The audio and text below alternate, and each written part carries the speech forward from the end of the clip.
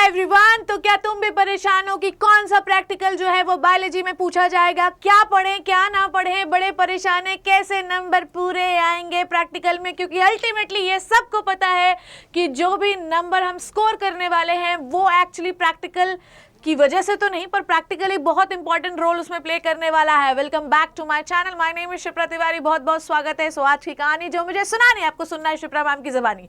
Boards 2025 में biology के practical को कैसे अटेम्प्ट करना है, क्या आने वाला है, क्या इंपॉर्टेंट है, आखिरी तक जरूर देखना क्योंकि बहुत इंपॉर्टेंट चीज होने वाली है। चलिए भाई आ जाओ। सो पहली बात तो हमें प्रैक्टिकल में करना क्या क्या है ना, ध्यान सुनिए प्लीज, हैंड्स ऑन करिए एवरीबॉडी, ध्यान सुनिए। आप लोगों ने फाइल्स बना ली होंगी, फाइल्स को साइन वाइन करा लीजिए आप लोग, कोई दिक्कत परेशानी नहीं है। अगर नहीं भी कराया है तो जाओ पैर पकड़ लो टीचरों के, क्योंकि मैं तुमको बताऊं तुम कुछ भी कर लो, तुम अपनी प्रैक्टिकल फाइल में एक पन्ना भी ना लिखो, पर अगर तुम्हारी टीचर से तुम्हारी अच्छी साठगांठ है तो तुम्हारे नंबर अच्छे आएंगे, ये बात याद रखो, है ना। तो अगर आपके टीचर से अच्छी साठगांठ है तो नंबर तो अच्छे आएंगे, तो कृपया करके आप अपने टीचरों से अच्छी बना लो। डन। दूसरी बात हम क्या करेंगे, मान लो नहीं बनती, बिल्कुल ही नहीं बनती, हम तो हमारा टीचर हमारी शक्ल देखना ही नहीं चाहता, तो क्या करोगे भाई, तो फिर तैयारी करके जाओ, है ना, बढ़िया फाइल बनाओ, है ना, ताकि वो उस पर मीन मेक ना निकाल पाए, और जाइए और उनसे आखिरी पेज पे सिग्नेचर करके फुर्सत करिए। उसके बाद अब आते हैं तैयारी में। फिर मैं कह रही हूँ कि वो जो 30 नंबर हैं वो आपके एग्जामिनेशन में या आपके रिजल्ट में बहुत बड़ा इम्पैक्ट डालने वाले हैं। दो कंडीशन मैंने आपको बता दी कि किस तरीके से आपके 30 नंबर आएंगे।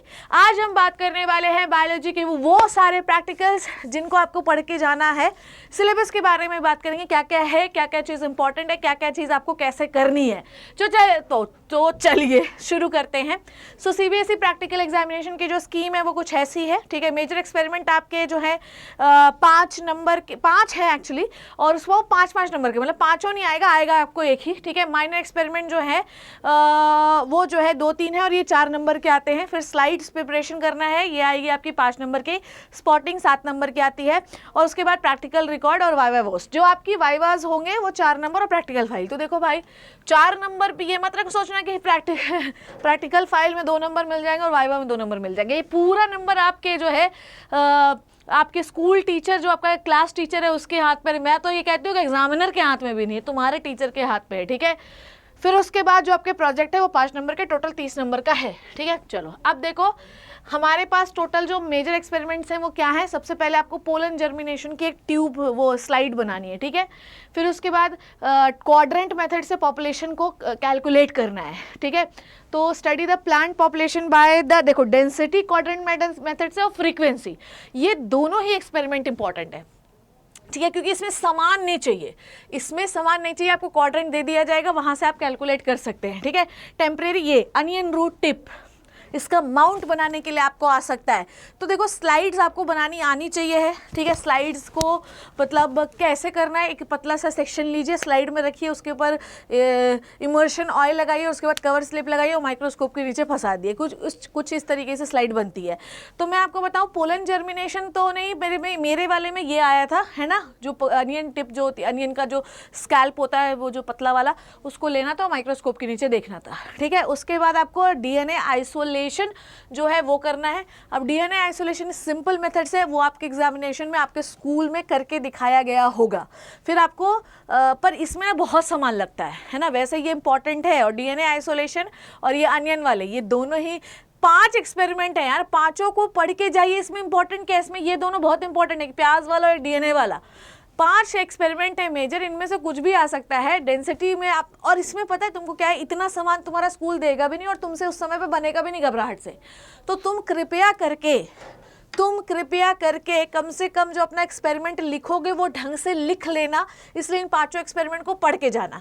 अब प्रोसीजर तुम भले ही ना पढ़ो, पर तुमको प्रैक्टिकल में पढ़ना क्या क्या होता है। सबसे पहले तो तुम्हें एम तो तुम्हें स्कूल वाले दे देंगे, चिट उठवा के तुम्हें कौन सा मिला, फिर उसका क्या ऑब्जेक्टिव, उसका क्या प्रिंसिपल, उसका क्या रिजल्ट आए। मेरे लल्ला तू ध्यान से सुन ले, अगर मान ले तुझे एक्सपेरिमेंट परफॉर्म करते नहीं आ रहा है तो एटलीस्ट उसका रिजल्ट पढ़ के चले जाना, कि मान ले तुझे नहीं बने तो रिजल्ट तो लिख ले तू, है ना।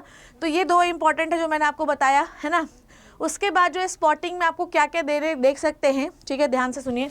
स्पॉटिंग में जो है ना, स्पॉटिंग में आपको बहुत सारी चीज़ें दे सकते हैं, आपको स्लाइड दे सकते हैं पोलन जर्मिनेशन की, ठीक है। फिर उसके बाद आपको स्टेजेस दे सकते हैं स्पॉट करने के लिए कि भाई कौन सी स्टेज है डेवलप टेस्टिस और ओवरी की। फिर उसके बाद कुल मिला के मैं आपको बताऊं, है ना, जो आपकी स्पॉटिंग है उसमें आपको स्लाइड्स दिखाई जाएंगी, है ना। और फिर मैं कह रही हूँ कि अपने टीचर से सेटिंग करके आप स्पॉटिंग का भी पता लगा सकते हैं, ठीक है। तो आपका जो प्लांट वाला वो होता है जैसे कि पोलन जर्मिनेशन, है ना, ये सब की स्लाइड्स जो होती है वो ज़्यादा दिखाई जाती हैं, तो ये मैं आपको बता दे रही हूँ। तो स्लाइड्स आपको दिखाई जाती हैं स्पॉटिंग में, ठीक है। ये सारे हैं जो आपको देखना है बच्चों, है ना, ये सारे स्पॉटिंग की लिस्ट मैंने आपको दिखा दिया, ठीक है। अब देखो क्या लिटरली में प्रैक्टिकल एग्जामिनेशन एक स्कैम है और प्रैक्टिकल के लिए क्या हमें बहुत परेशान होने की ज़रूरत है, क्या इसमें हमें बहुत ज़्यादा टाइम देना चाहिए, ये बहुत बड़ा क्वेश्चन है, ठीक है। सबसे पहली बात मैंने आपको बताया कि आप चाहे प्रैक्टिकल परफॉर्म करें या चाहे प्रैक्टिकल परफॉर्म ना करें, अपनी कॉपी ही कोरी छोड़ के आ जाए, टोटल प्रैक्टिकल के मार्क्स आपके एग्जामिनर के हाथ में है। और मेनली जो एग्जामिनर, क्या मैंने तो अपनी आंखों से देखा है कि एक्सटर्नल जो मार्क्स वाला वो रहता है ना, वो छोड़ देता है, उसमें तुम्हारा स्कूल टीचर उस पर नंबर भरता है कि इस बच्चे को हमें कितने नंबर देना है।